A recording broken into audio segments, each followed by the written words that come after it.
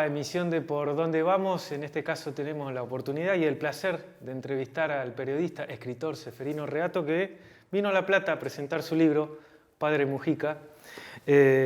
Gracias por ser tan amable, por darnos unos minutos Por favor, gracias. para la entrevista. Dijiste que es un personaje que rompió la época, Sí. Padre Mujica, para encarar esta obra. ¿Por qué?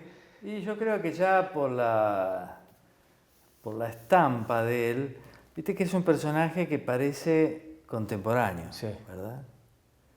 Es muy moderno, pero no solo eso, tenía una historia casi de novela, porque él es un chico, un retoño de la clase alta porteña, con un papá abogado, conservador, importante, político conservador, y la mamá descendiente de uno de los generales, digamos, de las luchas civiles, el general Pascual Echagüe, gobernador de Entre Ríos, gobernador de Santa Fe, ministro de Urquiza, de Derqui, gran, fuerte hacendado. Y en ese hogar, digamos, católico, conservador, rico, nace Mujica y se educa como tal, y parece ser destinado al derecho, porque además era un chico muy despierto, muy simpático, gran deportista, mucho éxito con las mujeres, gran pinta, ¿no? Y decide de golpe dejar los estudios de abogacía y entrar al seminario. Y no solo eso, sino que descubre el mundo de la pobreza y se hace peronista. Y no solo eso, sino que además de hacerse peronista, va simpatizando con los grupos guerrilleros, a tal punto que uno de sus discípulos en la Acción Católica es Mario Firmenich. Después va a romper con Montonero, porque él es auténtico también en sus errores, después se va, tanto es así que después se arrepiente de eso, termina enfrentado con Montonero, muy peronista, y al mismo tiempo no rompe con su clase social. Iba a dormir todas las noches a su casa, comía en su casa, pero trabajaba en la acción pastoral en la Villa 31. ¿Por qué no rompe con su clase social? Porque él se sentía muy cómodo en la familia, lo quería mucho. No es un rico que se hace pobre para matar a los ricos, no es un resentido, es un cura. Y es un cura peronista y habla desde el púlpito con el peronismo, entonces tiene muchos choques con la jerarquía, pero siempre hasta un momento donde evita la ruptura, porque es un cura, quiere seguir siendo cura. Integra el movimiento de sacerdotes para el tercer mundo, los curas progresistas, pero después se separa de ellos y provoca una decisión fuerte por su peronismo, porque cuando en el 73 vuelve Perón, él, como siguiendo a Perón, decía, bueno, los montoneros tienen que desarmarse, los montoneros no quieren, matan a un líder sindical importante, Rucci, se pelea él, después provoca, Mujica es uno de los que provoca una división fuerte en Montonero, el surgimiento de la JP Lealtad, y acá en La Plata fue fuerte la JP Lealtad, incluso Cristina y Néstor Kirchner se dice que simpatizaban con Lealtad, a pesar de que no eran dirigentes de primer nivel, ¿no? El dirigente de primer nivel al que reportaban era Negri. Pero acá la JP Lealtad tuvo mucha fuerza, y en todo el país también, y fue una decisión importante. Montoneros y Perón se pelean en el acto del 1 de mayo del 74, y 10 días después alguien mata al padre Mujica después de dar misa. Una conmoción, porque era un tipo de una gran energía que escribía en todos lados, pero además aparecía en la televisión, era un personaje de la tele. En un momento donde había canales de aire muy potentes y programas políticos, como Las Dos Campanas, el de Neustadt y de Grondona, y él aparecía mucho ahí porque generaba mucha polémica. Ahora, hablas del padre Mujica y fue un quiebre también importante, ¿no? Porque fue durante el gobierno de Perón que lo matan. Sí, durante el gobierno del general Perón. Eso es importante porque... Que ahí, perdón, ¿no? Pero muestra que en esto que vos te basás, que por ahí la muerte que todos identifican que venía de un sector como la AAA, bueno, no es tan así. Y era difícil de que fuera la AAA porque la AAA aparece en el expediente judicial recién en el 84. Al principio la sospecha era sobre Montoneros. Y además la AAA era un comando paraestatal con vértice en José López Rega, que era el ministro de Bienestar Social, muy influyente, secretario privado de Perón. Y era la presidencia de Perón, digamos. Si lo mató la AAA, bueno, en consecuencia Perón claro. algo tenía que ver, ¿no? Salvo que algunos te dicen, no, pero Perón estaba viejito. Bueno, viejito, pero hace 10 días atrás se había peleado con los Montoneros. Bueno, pero tenía momentos de lucidez. Bueno, está bien. Pero suponiendo que algún momento de lucidez debe haber tenido, López Rega no se iba a arriesgar a matar al cura que más defendía a Perón porque alguna reprimenda podía tener de Perón, salvo que pensemos que Perón lo quería matar. Pero bueno, entonces lo cierto es que el kirchnerismo logró atribuirle a través del juez Norberto Yarvide la autoría a la AAA. Yo cuestiono bastante esto y ahí digo cuáles son las hipótesis, son dos básicamente, estas dos, cuáles son los puntos débiles, los puntos fuertes, pero lo que más me interesa es también mostrar esa época y cómo este cura nos puede ayudar con sus peripecias de vida, digamos, a entender la época, a entender cómo tantos jóvenes de clase alta, clase media alta, clase media, de hogares antiperonistas se hicieron peronistas y después guerrilleros. ¿Y cómo surge Montonero? Porque Montonero surge de la Iglesia Católica, de un sector de la Iglesia Católica. A la Iglesia Católica no le gusta que repita esto, pero hay que repetirlo porque es así. Así como después ellos, o antes y después, serían tan importantes con Onganía y con Videla, con el sector más ortodoxo, más de derecha, más conservador, apoyando a los militares, también hubo un sector de progresistas que apoyaba a los guerrilleros. Sí. Por lo menos hasta el 73. Pero el asesinato y secuestro del general Aramburu, secuestro y asesinato en el 70, fue saludado por los curas progresistas, incluido Mujica. Yo lo cuento bastante a esto porque me interesa que las cosas se cuenten como son de verdad, ¿no? ¿Y te cuesta que las cosas se cuenten como son de verdad? Dijiste en la charla que el periodismo siempre está en pleno cuestionamiento con el poder. No, yo creo que el periodismo sirve al pueblo, a la gente. Y tiene con el poder político, empresarial, todo lo eclesiástico, tiene que tener una tensión. O sea, estamos para mostrar lo que muchos no quieren. El presidente Lula da Silva tiene una frase que es que el periodismo de verdad está para decir lo que nosotros, los políticos, no queremos que digan. El resto es propaganda. Comparto esa frase. Yo creo que es así. Últimamente estamos mal porque estamos muy alineados políticamente. Digo, estamos en no soy yo, pero digo, como categoría laboral. Con el kirchnerismo se vio explícitamente y se sigue viendo. Pero con este gobierno también, que le gustan los elogios y los periodistas amigos, no ensobrados, los periodistas amigos. Entonces, yo creo que eso es muy lógico desde el punto de vista de la política, que siempre quiere tener periodistas amigos. Pero desde nuestro punto de vista es ilógico y es como ir matando de a poco la profesión. Porque nuestra profesión es otra, nuestra profesión es contar qué pasa. Sí, pasa a todos. Si entrevistás a un político de un sector político, te dicen, bueno, vos sos filo K, o si entrevistás ahora a un libertario, sos un liberal. Yo creo que no hay que darle bola a nadie de eso, porque son críticas de políticos, y los políticos se sabe que no siempre dicen la verdad, ¿no? Es más, son expertos en decir otras cosas. Que te critiquen los políticos está bien. Yo creo que hay que aguantarlo porque además nosotros también tenemos que estar abiertos al escrutinio del público sobre todo y de los políticos y de todos, respetando a todos. Pero nuestro trabajo es claro, tenemos que informar a la gente y la gente tiene que ser respetada. Tampoco hay que ser, yo creo, esclavo de las audiencias, ¿viste? Que las audiencias también están muy alineadas. Sí. Entonces la audiencia te dice, ¿por qué criticás a tanto? ¿Por qué criticás a Cristina? ¿Por qué criticás a Milei? Bueno, podré estar equivocado, pero acá esto son hechos.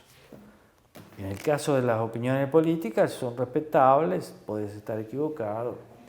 También hay que, cuando un político te cuestiona, contestar con altura, no permitir los insultos ni las acusaciones. Hoy en boga y muy aumentado por las redes sociales los insultos. Sí, lo que pasa es que las redes sociales son muy útiles porque cada uno se expresa, pero tampoco hay que sobrevalorarlas. Digo, hay de todo. Sí. Hay gente que es muy partidaria de un sector, hay gente que está pagada por un sector y hay gente que le gusta insultar bajo la anonimato, pero no hay que darle mucha bolilla. Yo creo que hay que bloquear todo lo que sea insulto. Hubo una época, ¿te acordás que decían, no bloqueé por la libertad de expresión? Pero eso no es libertad de expresión. Y después que hay mucho troll. Troll, quiero decir, mucho militante pago. Lo había con el macrismo, lo había mucho con el kirchnerismo, yo creo que lo sigue habiendo, y lo hay mucho con los libertarios.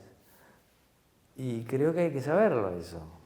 Hablando de Milei, te leí también que puede haber un cambio cultural a través de su presidencia. Yo creo que él expresa un cambio cultural.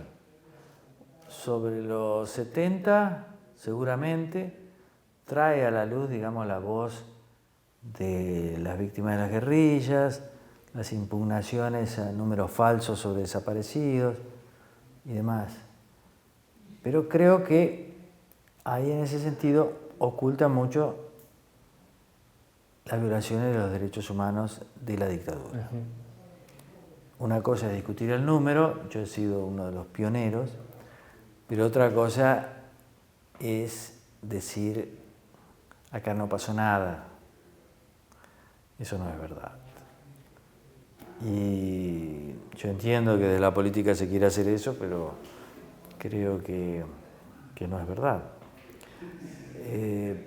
Eso en el plano de los 70. En el plano de la economía me parece que trae otro cambio cultural muy importante, que es atribuirle a la inflación una causa más genuina, que es la emisión de dinero sin respaldo a causa del elevado gasto público. Y eso me parece que es muy correcto y creo que hay que cortar el gasto, pero claro, no es tan fácil, hay que saber cortar y además hay que evitar saberle cambiar el chip al ciudadano también con esto pero del el ciudadano cambio cultural. Está bastante cambiado con el chip porque creo que el Milei acertó mucho en la definición de casta política, o sea, políticos que se sirven a sí mismos antes de servir a la gente, al pueblo. Y me parece que mucha gente está harta de eso. Pero claro, ojo, que yo creo que la gente está harta de eso, de pagar impuestos tan elevados para gente que no hace tanto. Y para pagar 2 o 3 veces de impuestos, por ejemplo, el impuesto a los bienes personales, que es algo que vos compraste con el producto de tu trabajo, por el cual ya tributaste ganancias o ingresos, el impuesto a los ingresos brutos, que es en cascada, el IVA a determinados artículos son de primera necesidad, que es muy alto, el 21%, el gasto en la política, pero también en cosas que no funcionan bien, ¿viste? La salud te gasta el 10, 15, 11% del producto, del equivalente al producto, equivalente al Producto Bruto Interno, claro. Claro, equivale al 10, 11% del Producto Bruto Interno, es mucho. Pero es cierto que si vos te aumentan las prepagas, ¿a dónde vas a ir? Porque los hospitales no funcionan bien. Entonces, todo eso es tarea del gobierno. o sea, de mejorar la salud. Claro, por eso digo, el cambio de paradigma, esta desregulación es un cambio importantísimo en la Argentina. Es importante y yo creo que está bien, que hay que desregular. Ahora, el gobierno, los gobiernos nacional, provincial, municipal, no se pueden hacer los desentendidos en funciones importantes, por ejemplo, mejorar la salud o mejorar la educación pública, porque no es cuestión de darle un voucher a alguien que no puede pagar la cuota mínima de colegios privados que no son muy caros.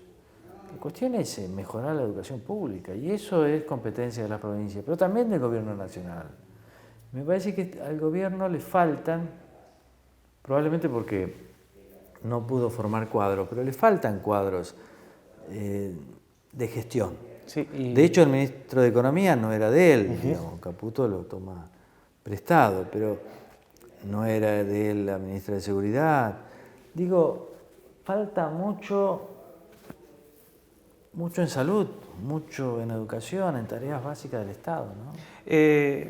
A ver, te escuché decir también, y es interesante, porque a esto que vas, que tiene funcionarios prestados y que funcionarios que tienen que tocar tal vez un poco más de la realidad. Y dijiste, y este gobierno parece que está como en redes sociales, ¿no? Hoy dijiste, las redes de Irigoyen. Yo creo que Javier Milei a veces aparece muy preocupado por las redes sociales. No está mal, porque él es un producto de las redes sociales también. Y las redes sociales son importantes. Pero claro, si él se pelea con alguien, obviamente tiene muchos likes y demás, pero esos likes son de personas que él ya había conquistado. Son algunos trolls y otros no. Pero el peligro es que se conviertan en las redes sociales de Irigoyen, como el diario que le escribían, dicen, al presidente Hipólito Yrigoyen.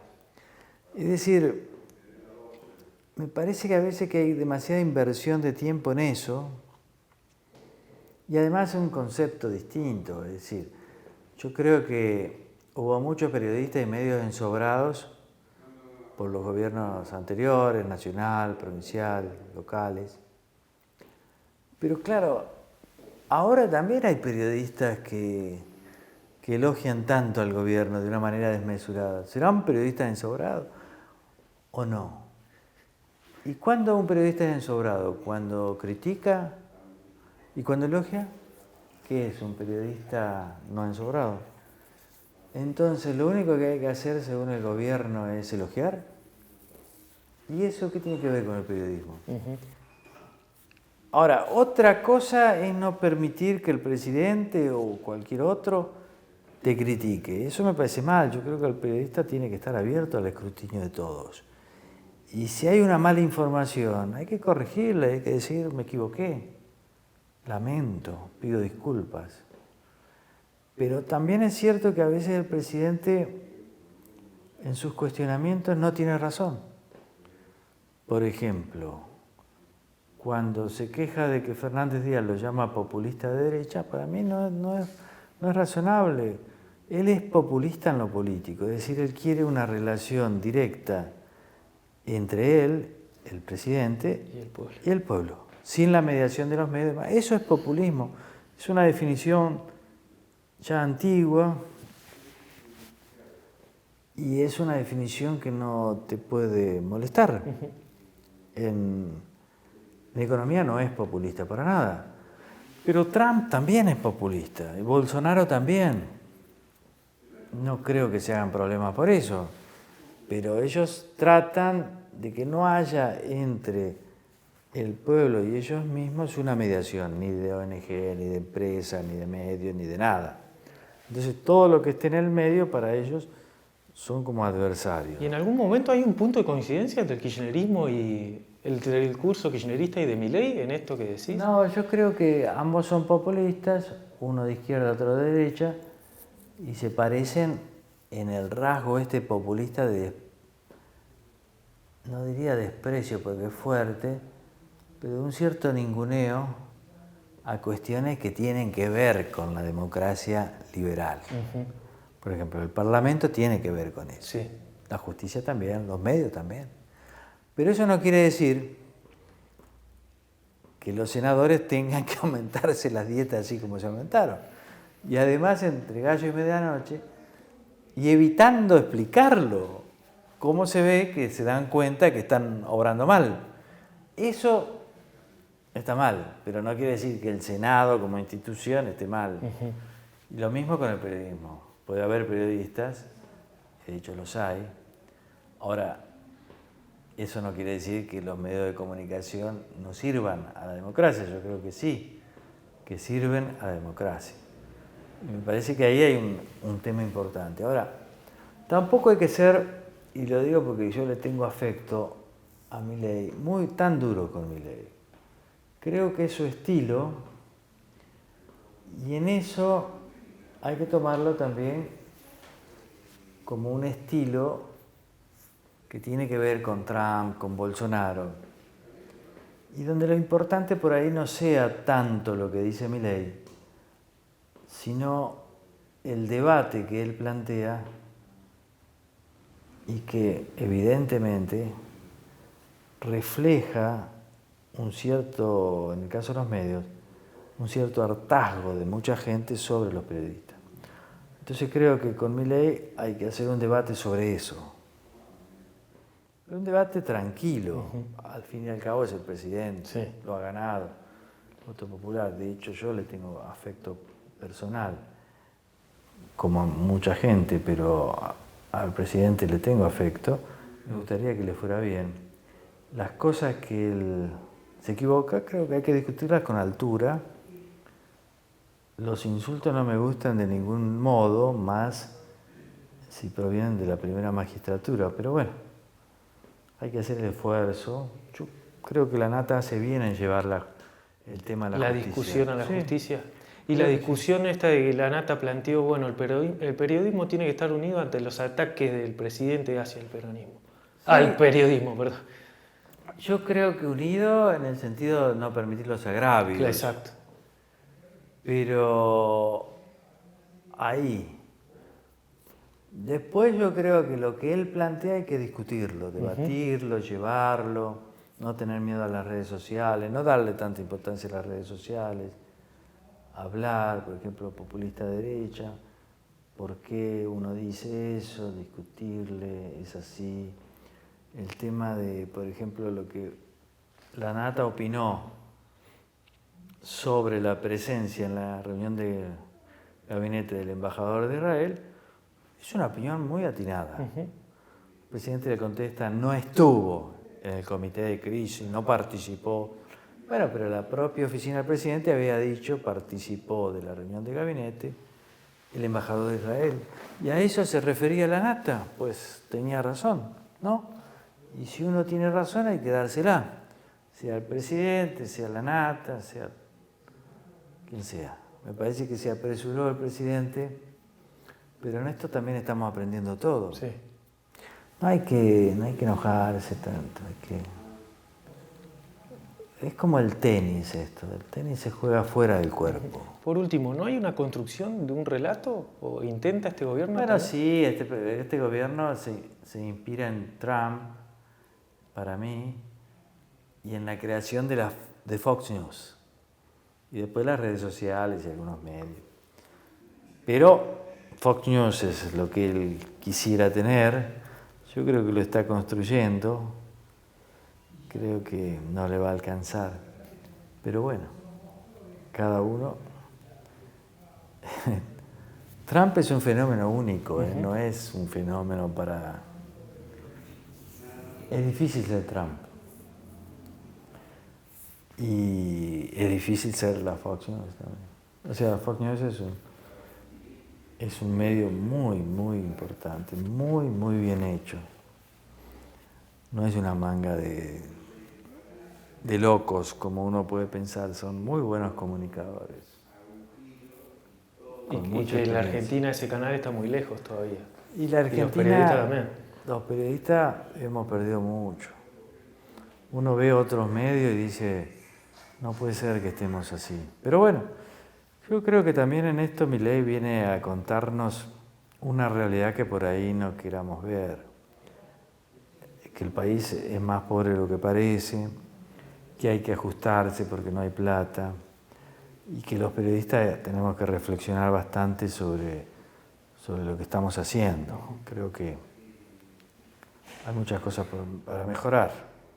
Yo espero sinceramente que a este gobierno, como a los anteriores, también lo esperaba, que le vaya bien. Gracias, Seferino. Por favor.